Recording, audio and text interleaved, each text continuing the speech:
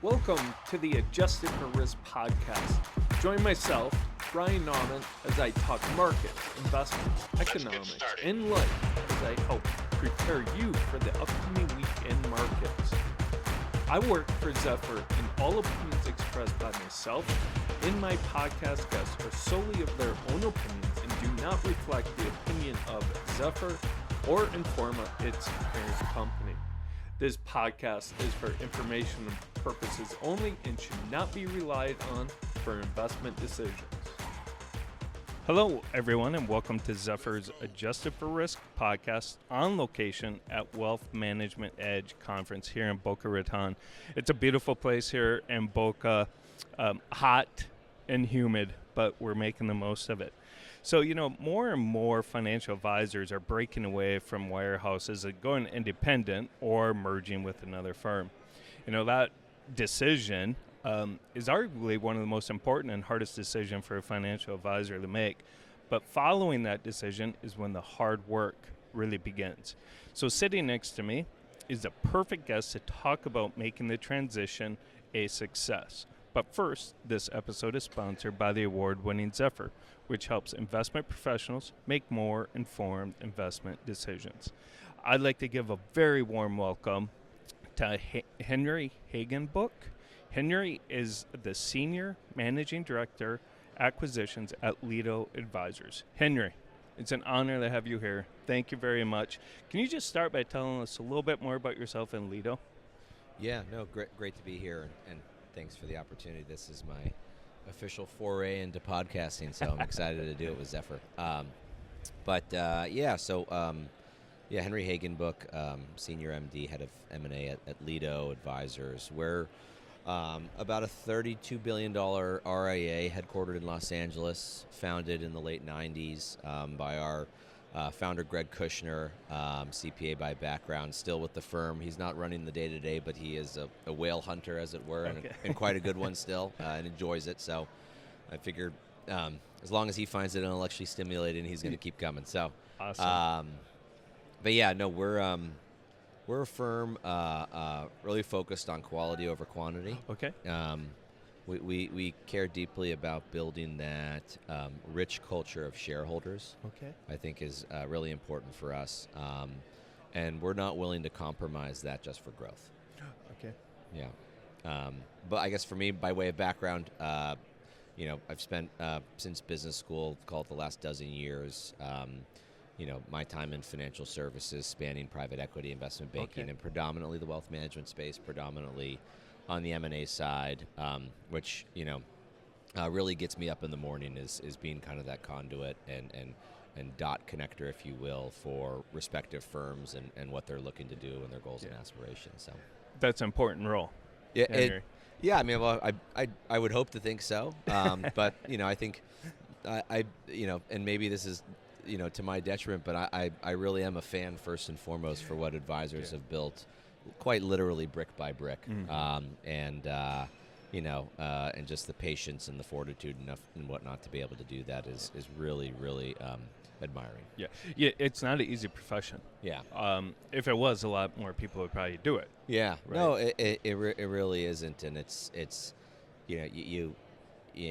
not managing a factory putting out widgets, you got to improve the throughput to increase your financials or what have you. It's a relationship driven industry. Mm-hmm. It's with real people and real situations and oftentimes very serious stuff as it relates to one's financial picture and their nest egg. You're exactly right. You talked about private equity background.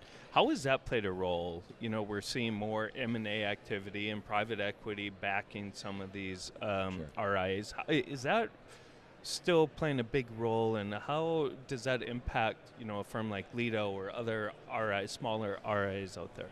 Yeah, no, private equity is pretty prevalent in the industry, and I don't think it's going anywhere.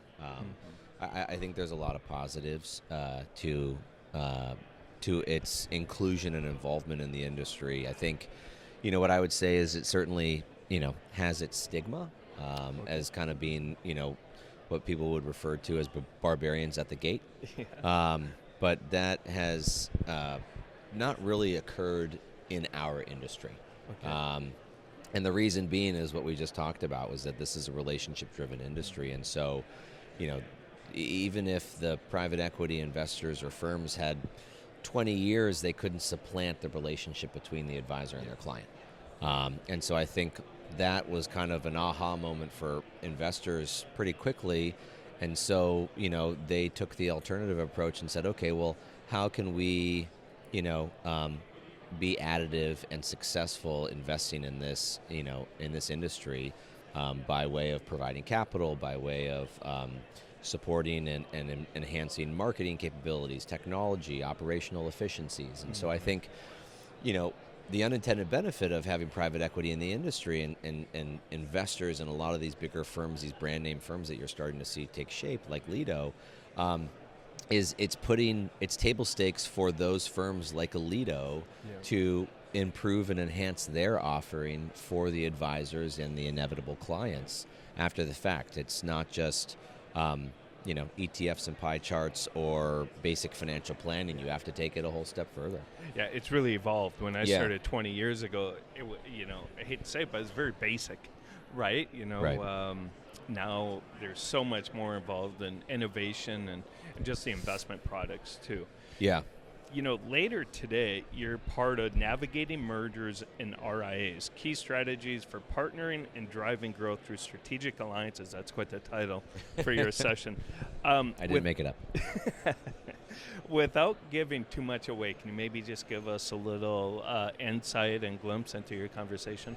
Yeah, no, I think it'll be a worthwhile conversation. I think, the idea of buying, building, or selling right now is a hot topic, and so I think it's a good opportunity to get folks that are regularly involved in that realm of this industry, to basically kind of give their advice, to give their thoughts around how this is all transpiring, the do's and don'ts of priming the pump, so to speak, in order to get ready to do it, what you should consider to consider doing it, so to speak. So there's a lot of different ways in which you can push that conversation. Let's talk about the transition, because to me that seems like the hardest part. That's really where the hard part starts, I would think. Yeah. What makes a successful transition? Can you provide any tips? Yeah, I mean, we need 6 more hours for that.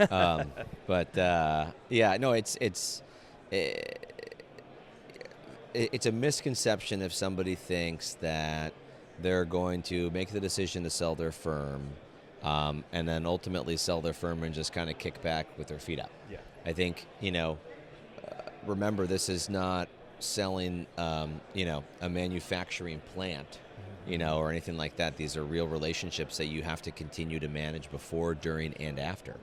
And so, and a lot of, in most cases, economics are tied to the retention of clients over a finite period of time after the fact. Right. So, to thwart that very idea of, okay, I just sold my firm, now I'm going to go hang out on the beach. So the transition is really important. I mean, I think for Lido specifically, we are armed with an integration team that's all in-house. Okay. Run by a rock star, Cedar Brewster, who spent about a decade over at Mariner running integrations at a time when they were probably the most acquisitive firm in the entire country. And so, she really leads the charge and makes sure that there's no stone, overturned, and that sort of thing. And so it's just one of those things where you want to have a major attention to detail, and you don't want to let anything slip through the cracks. And so our idea is if we are able to bring that part of the process, that execution aspect in-house, then we can control it. We can, make sure that there isn't anything that goes off the rails. Yeah. So for financial, you talked about planning, how important planning is for the transition. What's the best way to plan and prepare for that transition? You've got that great in-house team that you discussed and you talked about.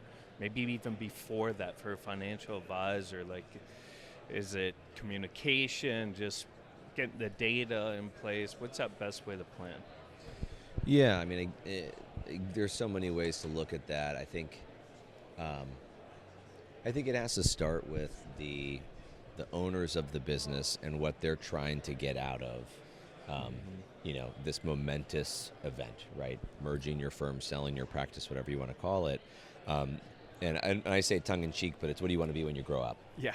And I'm still trying to figure it out, yeah, Henry. exactly. You and me both. And really trying to understand what it is that you want to get out of this type of situation, this type of event, right? What's the strategic rationale is what the bankers like to say. And so, I think once you start with that as kind of your basis for, your action, then you can take a more concerted approach to getting your, getting your affairs in order, so to speak, right? Okay. And that's on any number of things, whether that's data, whether that's human capital, whether that's, distribution of wealth across, shareholders, and technology, all that sort of thing. So it's a laundry list. Yeah. Yeah. For sure. Are there mistakes you've seen?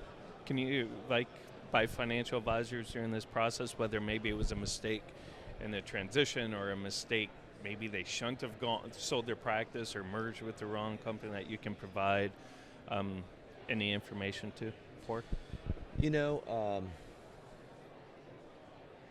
I wouldn't necessarily call it a mistake. I would chalk it up to what I mentioned earlier is making sure that you're overturning every stone. Okay. Right, and not leaving anything for a surprise at the 11th hour.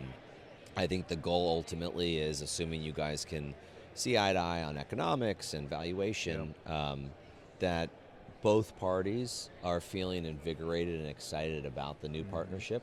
I want to talk about is culture. You brought it up between the two firms, and Yeah. how important is that, when you're making that decision as a financial advisor, is the culture to make sure, whether you're selling your practice or whatever you're merging or going completely independent, the fact that your cultures mesh between the partnership. Yeah.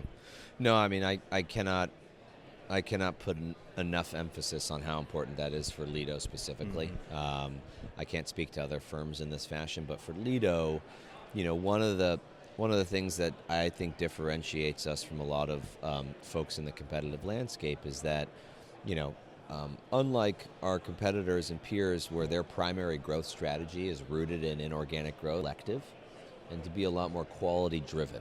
Okay. And not force a square peg in a round hole, not compromise just for growth.